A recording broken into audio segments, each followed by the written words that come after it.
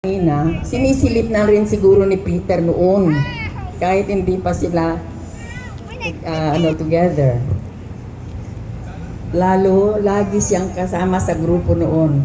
Now I realize that they are the missing piece of our family puzzle. At last, nabuo na rin ang puzzle ng aming family. At tapos na rin yata ang tanong, sino kaya ang missing piece?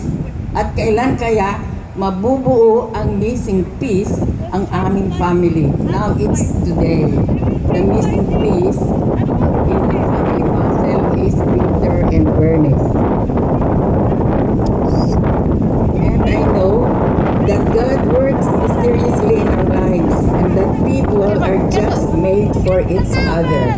Careful. Last bit na.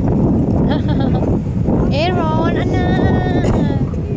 Now, Angel and I gained a daughter, Bernice, as we have given a son to our balae, Mr. and Mrs.